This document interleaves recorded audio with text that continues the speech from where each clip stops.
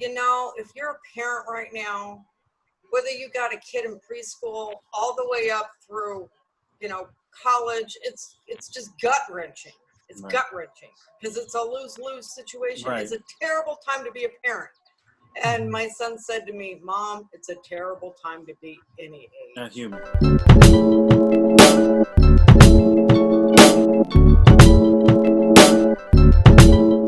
Thank you for watching Gen Talk. So the school year is coming up and every state is trying to figure out what to do. Here with us today, we have teachers, parents, representative from the Boy Scout to discuss this matter. I'm going to let everybody introduce themselves first before we dig in. And I'm Ryan Thomas. As I said the last time, I will now be known as Millennial X. I'm Chaz Andrews, and I work for the Boy Scouts up in Pennsylvania for Hawk Mountain Council. My name is Darius. I'm the co-host for the show. I live in Maryland, and I'm just here to ask questions so we can figure out how we're going to open schools safely. And you're also here to remind us that I'm glad I don't have kids right now, and I'm glad I'm not in school. Correct. Jennifer Glinner. I teach 7th and 8th grade in Kansas City Public Schools in Kansas City, Missouri. My name's Tommy, millennial, and I have two close family members who are teachers. My mom is a teacher, and my brother is a teacher. So, certainly something that I'm very concerned about with respect to teacher health and safety. I'm Amy. I live in Galveston, Texas. So we're just a little bit south of Houston. So I'm in a hotspot. I've got one kid in college and another kid in high school. And this is a really difficult time to be a parent.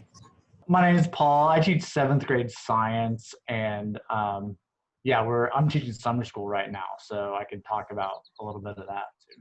And Paul, you're expecting a child, right, in October? Yes, I'm expecting in October, so that's what weighs most heavily on my mind. So let's hope that we get this. Keep it in mind. Let's hope that we get this COVID-19 thing over with by the time your kids start school. Yeah, I hope in 5 or 6 years it'll be fine, but hopefully those vaccines work out. Mm-hmm. So I have 4 boys. For the most part, they were homeschooled until last year. Last year was their first time in public school, and they didn't get to finish the full year because of COVID-19. So that was a great welcome to them. This episode is all about trying to just air out what exactly will happen this next school year as the COVID-19 pandemic continues. So, Paul, you're a school teacher, and you definitely have a lot to say. Do you want to jump in? Yeah, I mean, it's a lose-lose no matter what. My thought is that a lot of us, especially older kids, will have to go virtual at some point, unless COVID-19 is taken care of. Because if you think about it, if you start out the school year and teachers start to get sick, I can imagine finding a sub if somebody said, "Oh, this teacher just got COVID-19. Would you like to sub for them tomorrow?" Yeah. And oh my gosh. And trying to find subs is already an issue. So I can't imagine what it'd be like. And one of the things schools do sometimes is if they're short of subs, they might put 2 classes together. That won't be an option. But so I think we have to rethink a lot of things. I think we need to, in the fall, maybe work on getting outdoor classes for some, if the school has the facilities for it.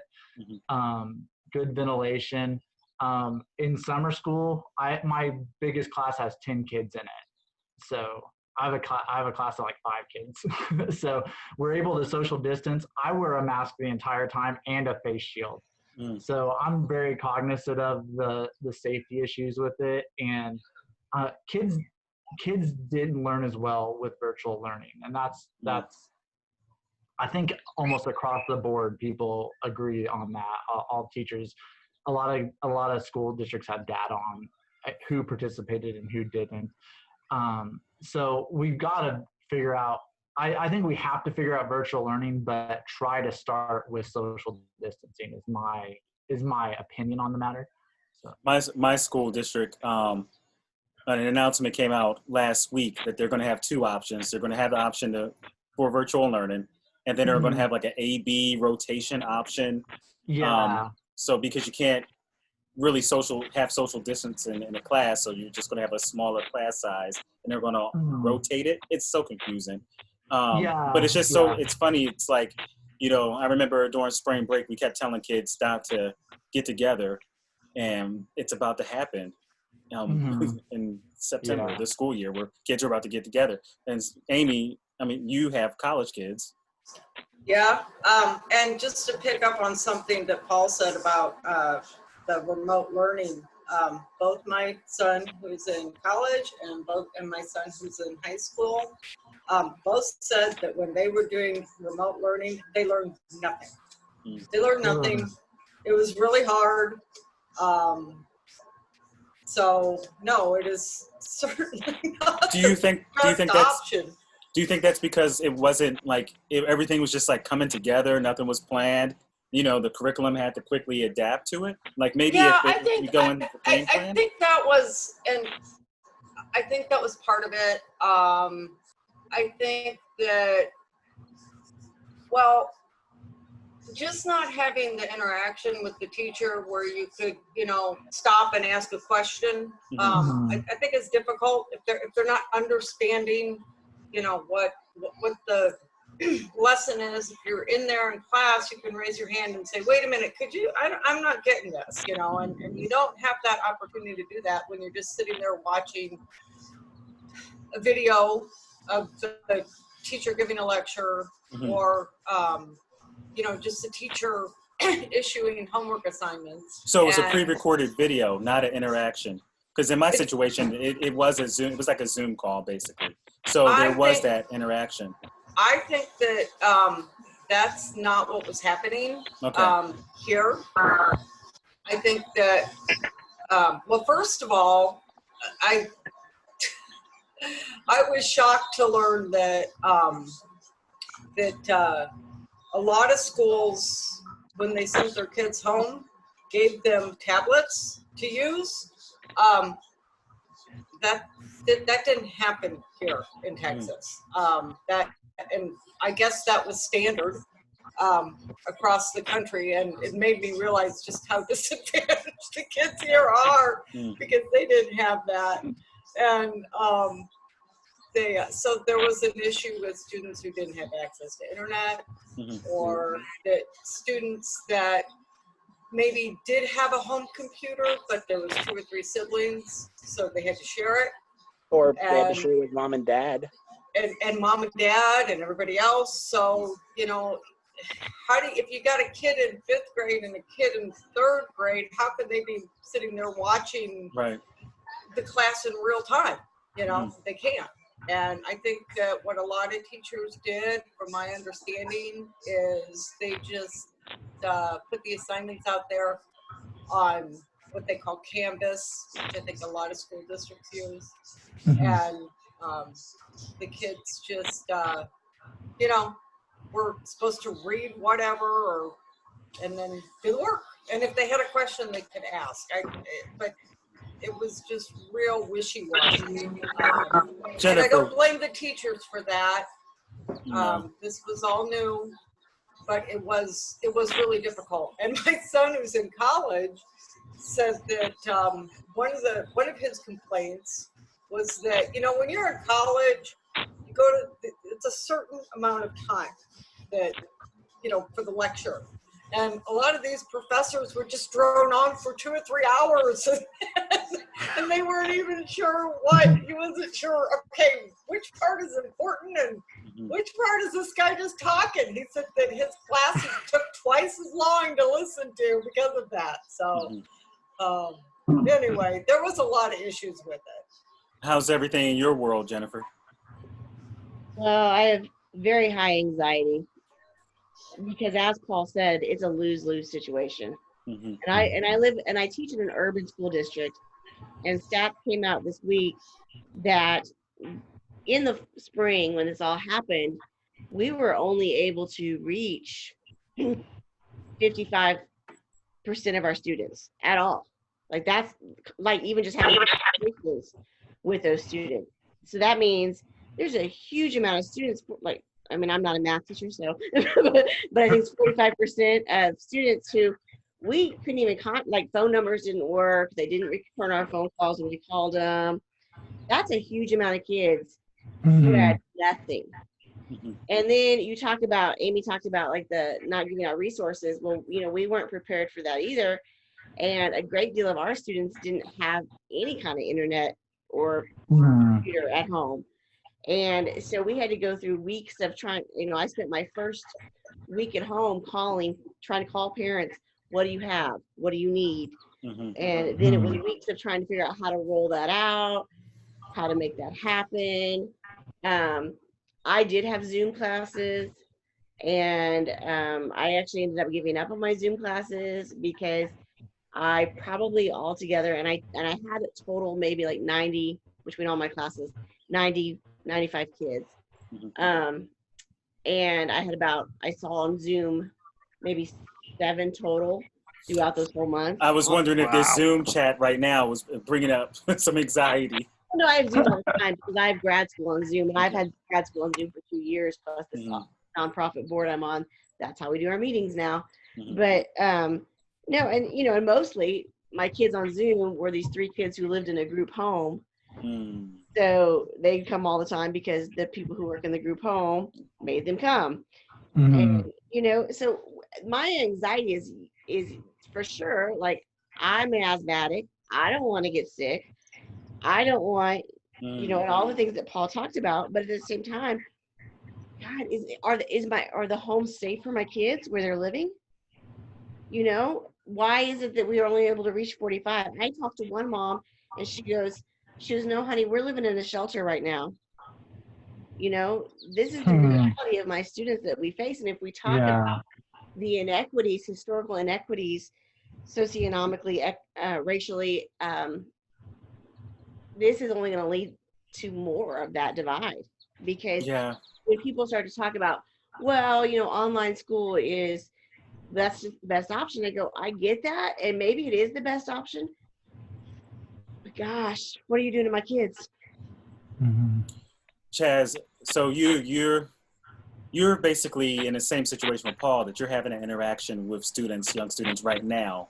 Tell us about that.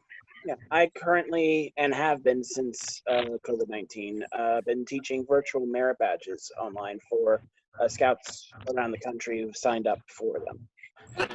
And the experience is definitely different. And you have to I've learned to make the merit badges more visually engaging and oriented in order to get the same level of quality out for teaching them. With regards to, and right now, though, when you look at what some of them turn in, though, it's quite clear that they just turn off their camera, they just have it on in the background, and they're just not paying attention and not engaged. And some of them will say, oh, I don't have a microphone, and, well, there goes half the interaction that you could have over Zoom with them.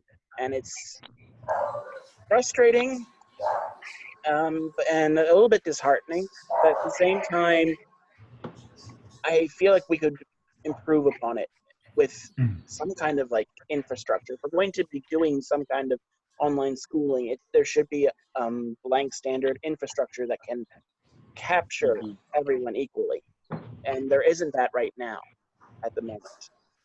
And I don't, and that's what I'm at least experiencing teaching virtual merit badges at this point.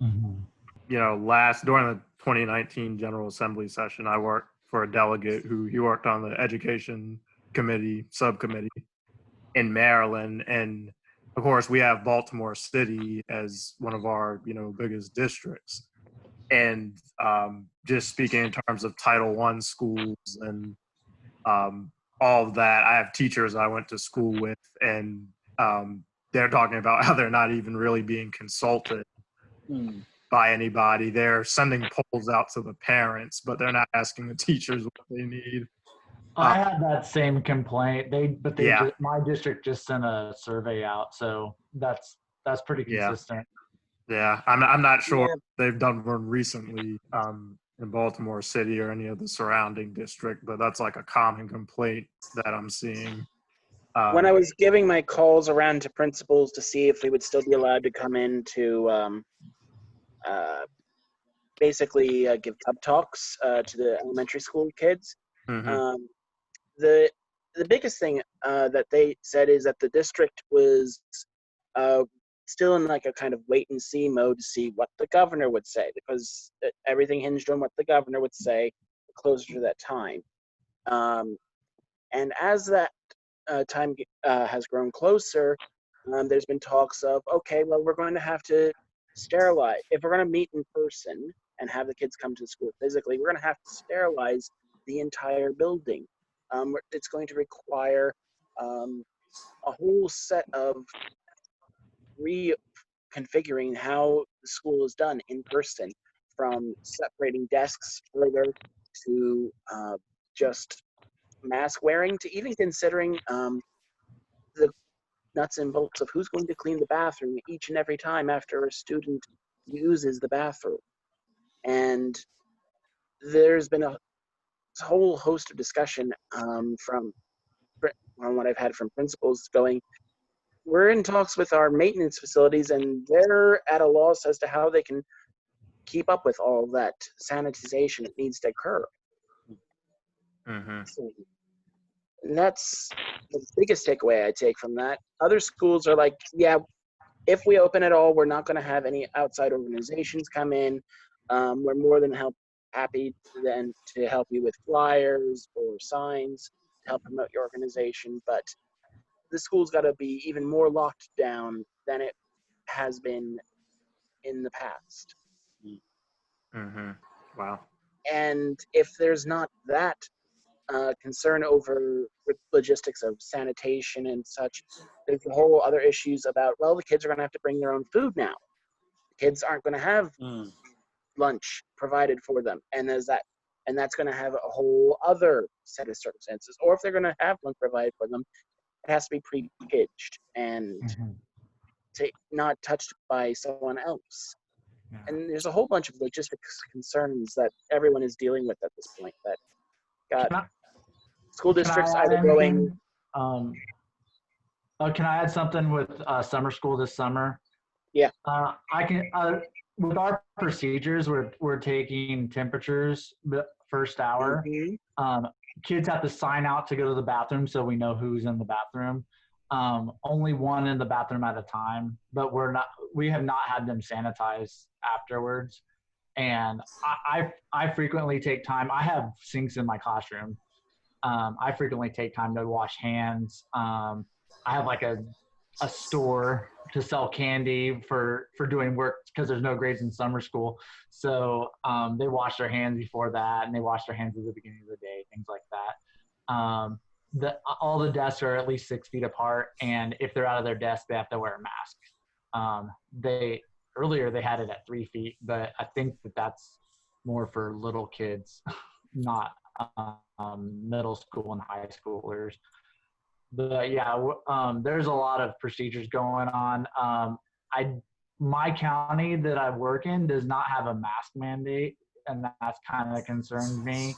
So sometimes the teachers are telling kids to wear a mask when the teacher's not wearing them, which I think is kind of a problem. How's the social component so far with the students? Like, just the average everyday schooling, are they, just what kids like to do, gossip about this, who's dating who? I mean, what's happening? Or are they just in shock right now? Well, they're still having fun. Like Yeah. sometimes kids don't understand everything. They might have anxiety about it, but they'll still be kids. Mhm. I still have to make sure that they're maintaining social distance in the hallways. Because the classes are so small, I let a lot more go as far as talking and they'll just talk about what they normally talk about.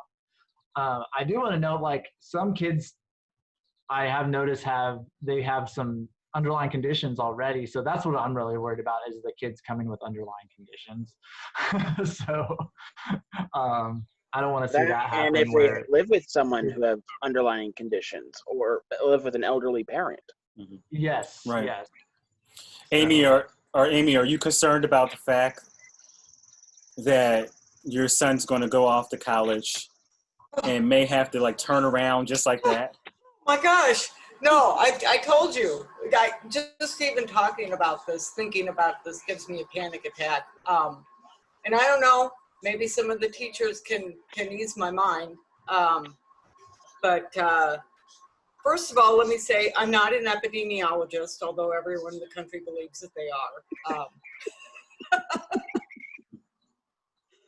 But I do try and listen, you know, to what all the different people have to say, and, you know, the doctors and the pediatricians and all the different viewpoints, you know, trying to get some answers. I do need to make the point that our school district has not come out with any specifics yet. Some of the Texas Education Administration has come out with some guidelines. But they're kind of giving a lot of leniency to different school districts, and Texas is a huge state. And so I think that they understand that, you know, there are some places in the state where they're really, you know, not having a big problem with it. And then you have the metro areas that are just, the hospitals are overflowing. They brought in ice trucks to store dead bodies. The virus is out of control, and, you know, you can't treat everything equally. And so what one school district does in one area of Texas may be totally different than what the other one does. I know that Houston schools, which the county I live in is borders the county that Houston's in, and Harris County, where Houston is, has already said that they're not going to have any in-room classes for the first 4 weeks. Now, whether or not we do that, I don't know. They push school in my area. They usually start like mid-August, and now it's going to be after Labor Day. We don't know.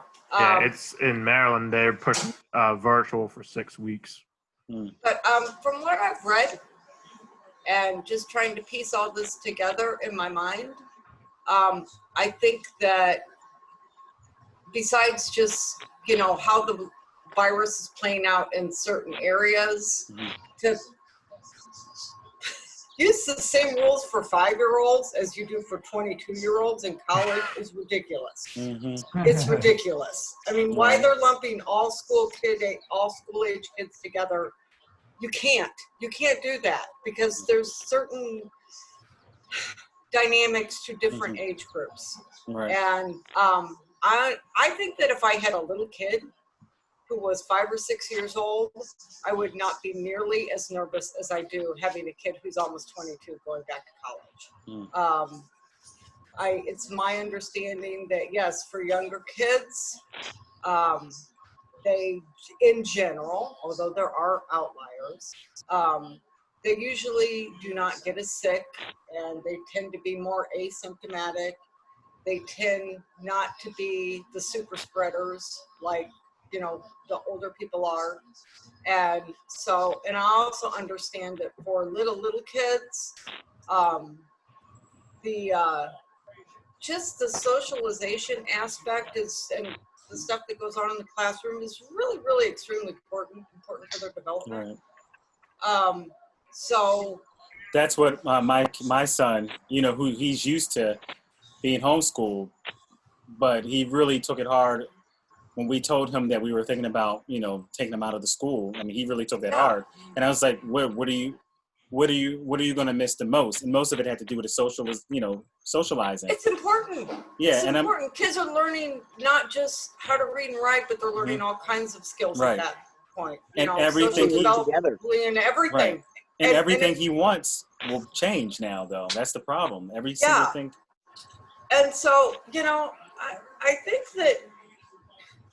that treating 6-year-olds the same as 16-year-olds, there's Mhm. also, when you're talking about the younger kids, Yeah. yes, there is the problem with if they're not in school. What about childcare? What about the working Right. parents? Right. And there's also the There's- issue of how do you get younger kids to social distance? Mhm. Sometimes Yeah. they don't even Well, think about it. yeah, but Or just it not touch their seems- face. It just Yes. seems to me like the younger kids are at less risk than the older kids are in general, from what we understand. They need that, they're at that crucial developmental age where they need that social interaction. Not that it's not important for teenagers or young adults, but it's not as critical. And there's the issue of childcare. Okay, a 16-year-old doesn't need a babysitter. And I had students who last year, one of their things of saying in the spring of why they couldn't do their work was, I'm taking care of my little siblings. Mhm. Mhm. So, I just Oh my think gosh. that to try and, I think that we need to have separate, the way that we're looking at this to group kindergarten through college, it's ridiculous to me. And Sure. so that's just logically that doesn't make sense. I I do have, as far as my son going back to college, we have a little bit more specific detail about Mhm. that. And before I get started on that, I just really quickly, I just Yeah, wanted to say Tom. the CDC does have separate guidelines for K through 12, and then what they call institutions of higher education. So there I would even are- separate it out further, K through 6 versus. Yeah, well, and I was going to say within Yeah. the K through 12, they also, make specifications for different age groups. And every school is different too. Like I went to Yeah. film school, and gosh, there was so much collaboration on film sets every weekend. They're not making movies right now because of that, to prevent that collaboration. I just can't imagine having to go to film school now and not Yeah. being able to have a hands-on experience like that. So well, and Try being that's- in a music conservatory and you have to play in an orchestra or in a band. goodness, Right. it's now, like see, so many hopes and That changes the dreams. sound. with my, first of all, I just would like to address college. Like I said, I do know we do have a little bit more specific details, and at this point, all the state colleges in Texas plan to open, and the way it's going to go is depending on what your major is, depending on what classes you have to take. Now, I'm sure that if you're a music major, you will probably have some in-person classes. My son, who's a business major, who doesn't have any labs or anything like that, all of his classes, it pretty much sounds like it's going to be online, except for he has to be there in school, in person, to take the quizzes and the tests, which are like once a week. So he's going to be living in a dorm, sitting in his dorm room, doing all of his work online, except for when he goes to take a test. They have said that part of the rules for the dorm is that if you test positive or get sick, you must leave immediately. Leave the dorm. Leave the dorm. Leave the dorm. Yes. Leave. So not pretty attend much leave the classes, school. You got to leave. So pretty much leave the school. school. Because if you leave the dorm, you're Leave the school. homeless. Right. And the kids had to type in an address of where they would go in the event of getting sick. Oh, okay. And so, and as soon as my son typed in his home address, he got a pop-up that said 306 miles away. So I assume they're keeping track of that, because you do have kids that maybe, from who live long distances away from school, possibly out of state, some out of the country, and they're probably going, okay, well, if we have a kid that comes down with COVID and he's 20 miles Gosh, away from really? his parents' house, we can make Mhm. him leave immediately. If we got a kid that's 500 miles away from home, maybe we got to give him a little bit of time to, get a plane ticket and get home. Whatever. I don't Can know. I? But I just want to backtrack Well, and to the then- dorms. How yeah. do you regulate that? How do you regulate life in dormitory life? well, here's the deal. They are anytime they are outside of their dorm, their room, they have to have a mask on. The dining room will be takeout only. So you can go in, you can pick up your meals, but you have to either eat them outside or take them back to your dorm room. So as far as anything happening about college life, it's not happening. Well, the other thing is, Well, yeah, go ahead, Tom. no, I was just Yeah, gonna say, and I mean, like, can I- they're not gonna let somebody. I'm assuming they're not gonna let somebody fly who just tested positive for COVID. I So, like, have no some idea. of There's these kids they might just be stranded, and like, are they gonna get refunded if they're? That's a very good question. I mean, we don't know. It just said in the new housing agreement that he had Yeah. to sign that he would agree that he understands that if he gets sick, he has to leave. and so like, And then what get on I'm a thinking plane. is like, now, like, if there's an outbreak at the school, and then now all these kids are having to leave school to go back to where they're from, now you've just spread the virus throughout, even if they are not, flying, they're It's the just opposite of a I'm saying- quarantine. And like through and, driving, like, I'm and here in here's- elementary school land, and so I've been dealing with that confusion. I'm just now realizing how much of a ticking time bomb college is right now. Oh, and you Oh, know yeah. what? And talk about a ticking time bomb. Okay, here again, I'm just thinking logically here. The narrative coming from Dr. Fauci, the CDC, all the health experts, the governor of Texas, is that the virus is being spread because young people are congregating in places like bars and restaurants and other places. And I'm like, so you're going to open up the college Open up the and college. bring them all back so they can congregate together? And This didn't and they then release? kick them out so Yeah. that they go spread it back in their In what community. world does this make Yeah. sense? And You didn't know? Didn't they release a whole bunch of people from prisons? Bear with me. And a dormitory is pretty much built like a prison. It's the same Yeah. floor plan. True. Like, goodness. Yeah, and the thing is that, okay, I get it. The schools are the elementary schools, the middle schools, high schools, K through 12, whatever. They're going to get their funding, whether the schools are open or not. This is the problem with the colleges. They're not going to get their funding unless the students pay tuition. So Yeah, they're going to open no matter what. UT Austin's, said, gave a list of reasons why they would shut down. And one of the main reasons is if someone dies, if a student dies. And Oh I'm my goodness. okay, so you're going to wait till someone dies before you close the Yeah, campuses? it's money to them. They're just checks to them. It's just, this is Wow. so frustrating. And I am scared to death for my son. Sorry, I know you want to. I just really quickly want to ask: did they say anything about like refunding students for any portion of their tuition if they get kicked out of the dorm, or not for the tuition, but for the housing cost at least? I don't know what they intend to do with that. I know that when they closed the dorms down and they closed the campuses down, they did refund the kids for their dorm and their meal plan and their park because they weren't physically there. They still had to pay the tuition, but so I don't know. They may, because they did refund it, last time. Maybe they'll do that. I'm not sure. At any rate, I kind of feel like as widespread as this virus is in Texas and in most of the colleges, we have huge college campuses here. Yeah. You're talking 35 to 50,000 students Yeah. in most of our state college campuses. Chaz, And you've so- been Yeah.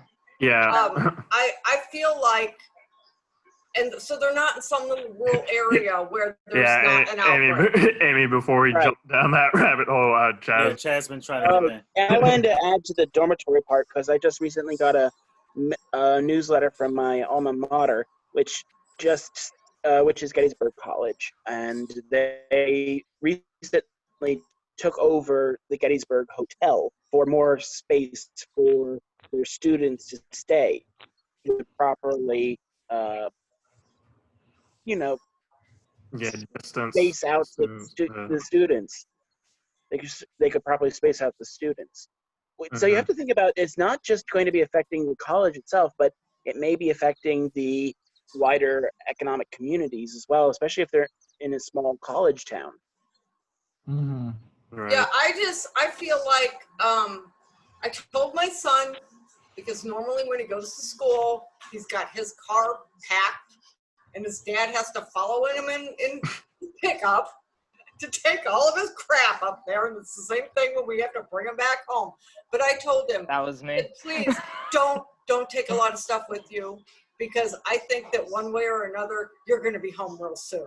And in the fall, is when we're Because supposed as to soon have. as they open up this college, any of these colleges, Mhm. that half the students and the teachers are going to be infected. It's like a prison, like you said. It's Yeah. a dorm, And we haven't even left the first wave, and the second wave is supposed to be was already predicted, right? Well, that's a different subject. Let's stay. and it is so bad right now here. Mhm. And I'm thinking, okay, so either he's going to be home because they're forced to shut down after a few Mhm. weeks, or he's going to get sick and be home because of that. So yeah, it's like it's the same result is how I see it. Is kids are going to be home at some point, and I don't like that. I don't think it's best for kids. This is not possible, but I'd like for everybody just to have to repeat the grade they were in when this started. That's what I'm thinking. I was gonna say, Just put a pause button on education. Put a pause Maybe button on life in maintain- general right now. Let's stop acting like things are normal. There needs to be Yeah. everywhere needs a pause button right now. yeah, Yeah. Even like work benefit. You policies. know, I said, I made the comment to my kid who's in college the other day, because I understand all of the issues as a parent from every direction, all the pros, all the cons, all the concerns, one way or the other.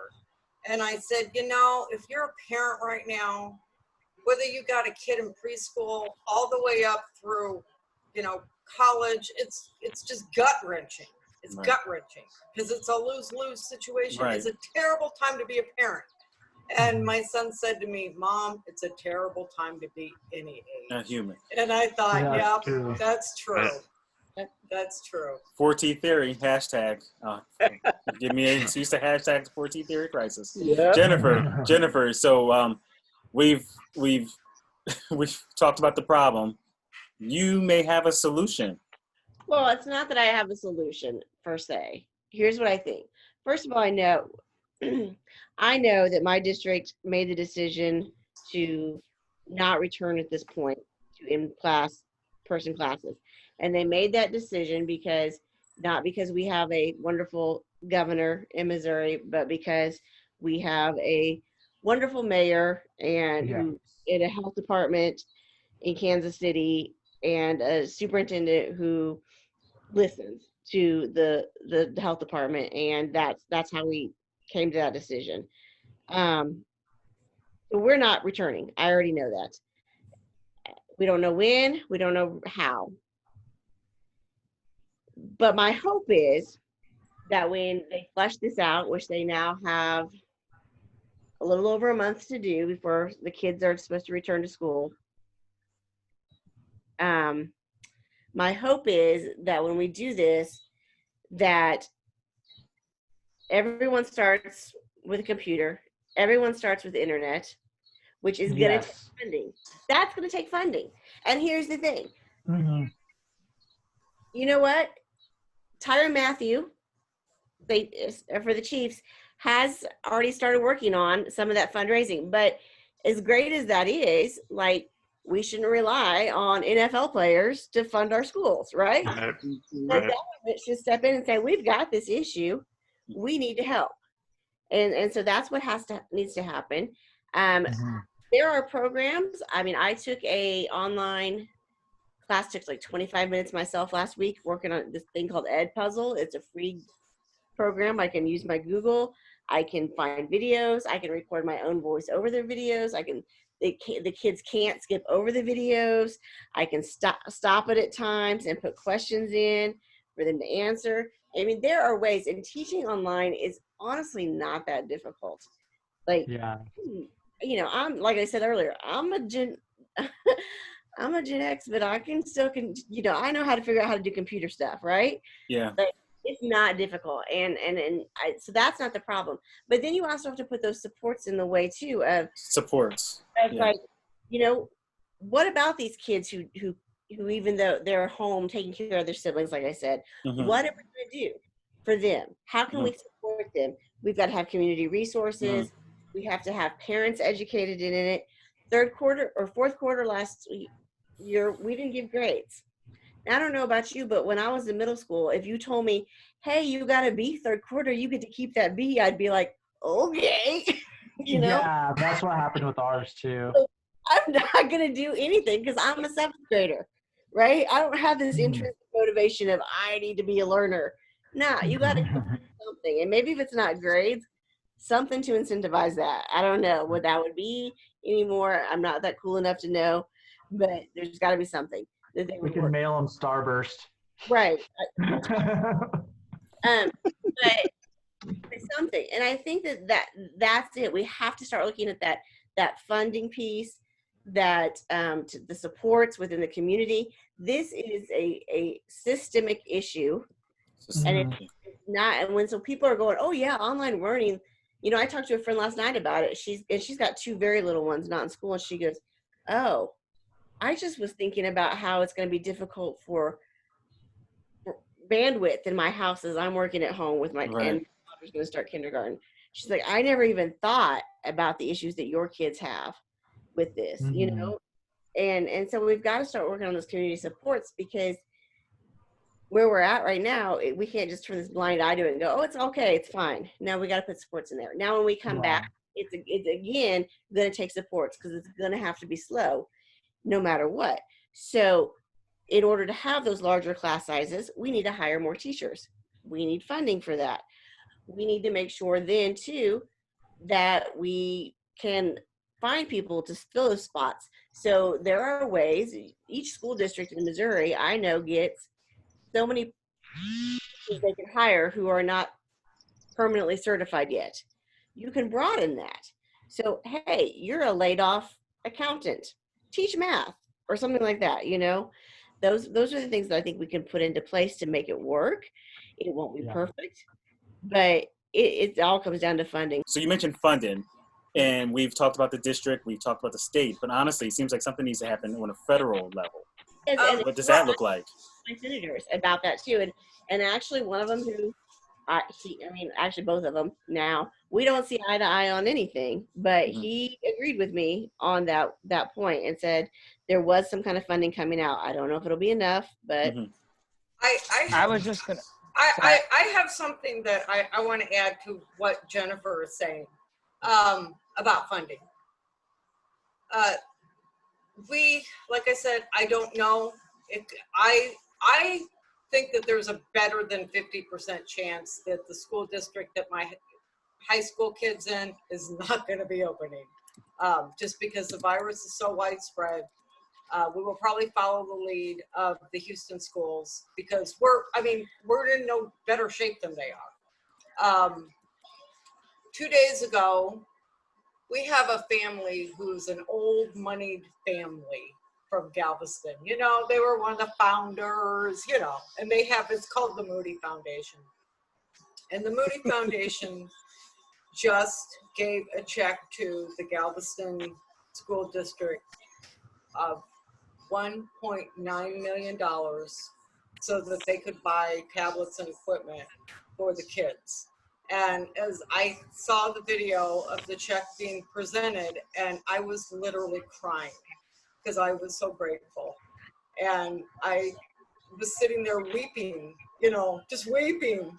And I said to my son, oh, I'm so grateful. It's so nice to know that somebody out there cares about our kids, because I just feel like the people in charge of the state and the people in charge of at the federal level don't care.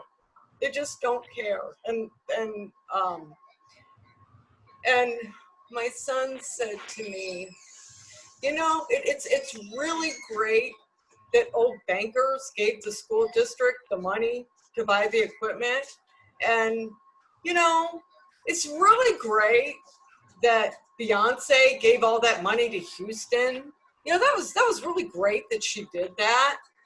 But why is it that these people have to give the money for something that the government should be doing?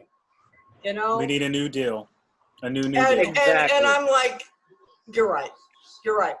No, it's screwed up. It's screwed up. I mean, philanthropy's nice, but I mean, come on. Come on. Why do we have to depend on the generosity of others just to make sure that our kids have the basic things that they need?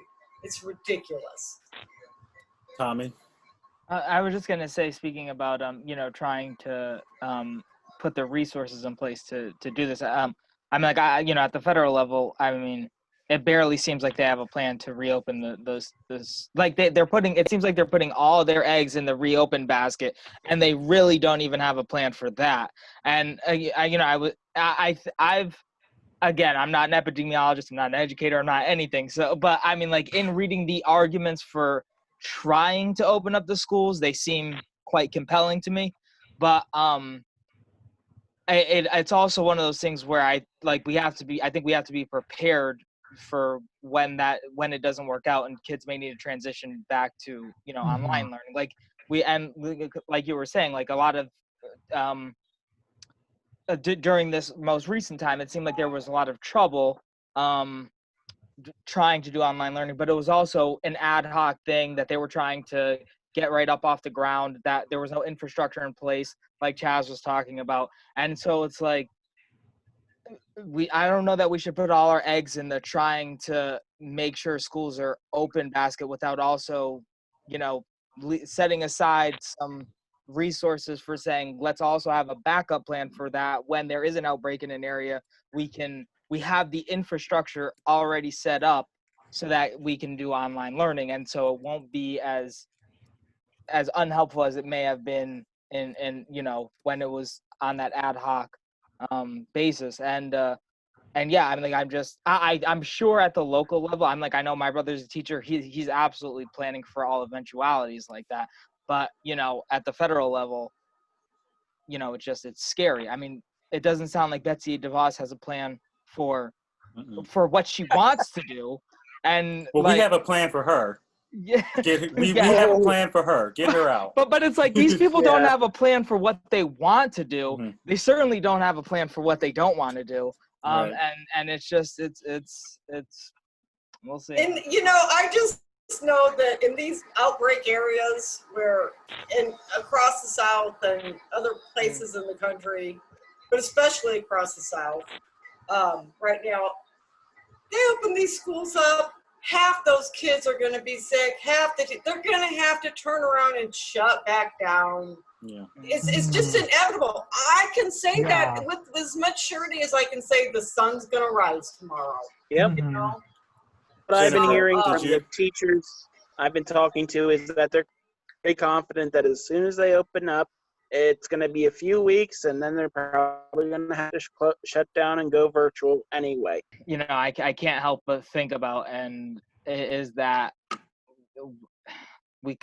I feel like we failed. The adults of this country failed the students, because I'm just going to really quickly, show the comparison between the EU and us. So this is a comparison of the United States and the European Union, and it's takes into account per million. It's not one of those charts that tries to mislead based on that, but it's confirmed cases, 7-day rolling average per million people. And I think it's unfortunate that the adults in this country didn't do a good enough job getting this under control when schools were closed during the summertime, so that we could reopen up schools safely and Before flu not in season. the middle of not in the middle of a breakout. And yeah, I think it's really unfortunate. And I know a lot of these people who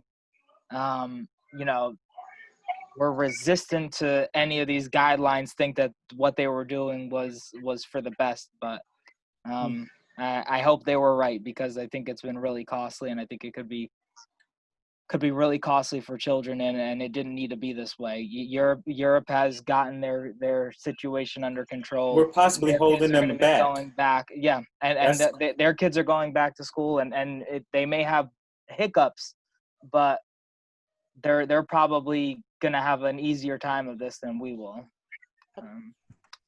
You know,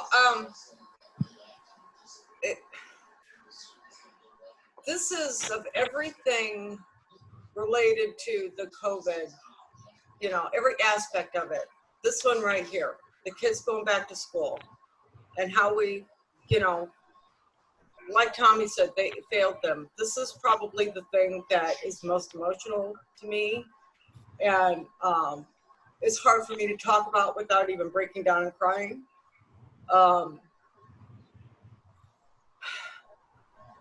And as far as the teachers go, because when the kids were little and growing up, I was a stay-at-home mom, and that afforded me the opportunity to spend a lot of time in the schools volunteering. I got to know the teachers. And all this stuff that people complain about teachers and bad teachers, there may be a few, but they're the outliers. They really are. Because the teachers that I saw when my kids were going to school, they loved the kids, they cared, they gave it everything. And the way that we're treating our children and our teachers with this whole, how we're going about it, it's heartbreaking to me. It just breaks my heart. You guys And, are among the soldiers on the front line now. Yeah, and I just think that it's just so unfair to the kids and the teachers. You know, Memorial Day, when everyone saw those videos and pictures of people partying at the Lake of the Ozarks here in Missouri, and I thought, you know what? You all think this is all fine now, but you're not going to think it's fine when we're going to get down to August and we can't open up the schools because you all couldn't stop partying. And you know, I don't Partying and just the desire and the itch to get out. well, and I To get out and not follow any safety precautions because it's all a hoax. and we opened up too soon. I'm sorry, but we did. You cannot open places up and not expect people to go.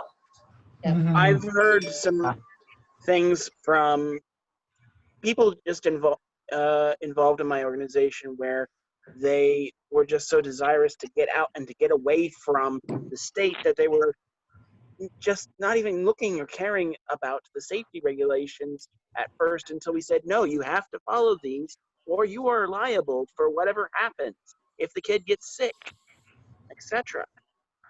And everyone's just thrown caution to the wind, and it's Yeah, and where I live, which is a tourist resort destination, the people in my house, we literally have not left our house since March because of, you know, all the people that were flooding in. And so it's like, gee, I'm sorry that you think that you're, you know, we're stomping on your freedoms because you have to wear a mask. I've been a prisoner in my home because you guys are idiots.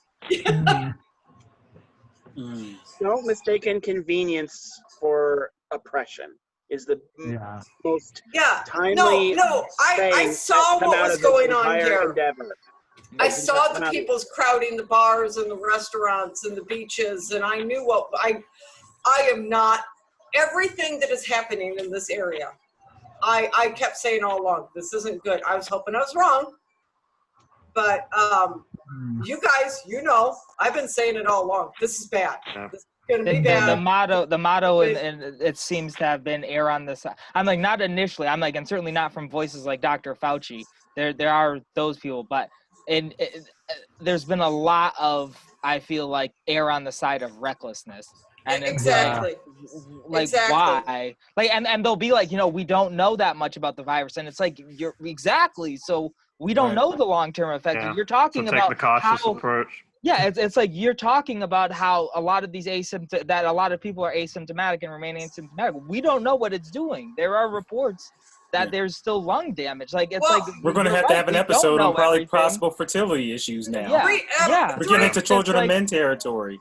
And it's like I just don't understand this idea that like because we don't know that much about the virus, let's err on the side of recklessness. It's like that just it's It like, doesn't why? make Why any would- sense. It's an Yeah. entitlement. And yeah, teenagers, they get sick. I know they do because my son has friends that tested positive and got the virus here in the last month. Mm. And two of his friends were asymptomatic, but one of them got really, really sick. Now, he didn't have to be hospitalized, but he's sick. So, And that's another thing too. They don't rush to hospitalize Oh, teenagers. I'm sure you guys have seen that story about that poor teenage girl in Florida. Yeah. She had I don't think it's verified that she got sick at a church event, but she went to a church event before she got sick.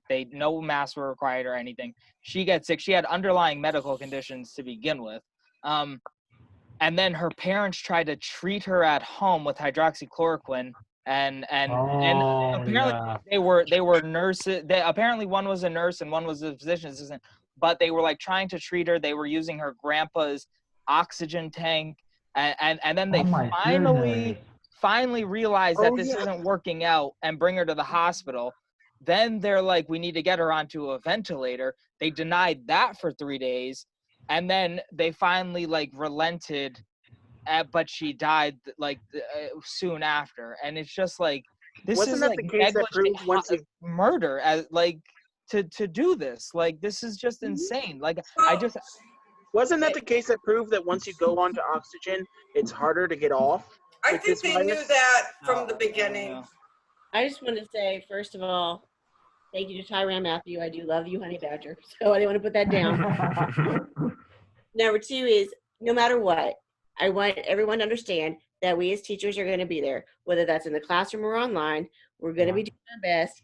We're going to be working for our students. We're going to be doing what we love because we love our students. And I don't know how that's going to look, and I don't know if it's going to work out. But I just got to stop my anxiety and just do my job. Whatever happens, I want to have this group back as we get into the school year or in August, so we can follow up on this conversation. And so with that, just thank you for joining the panel, and this will be continued.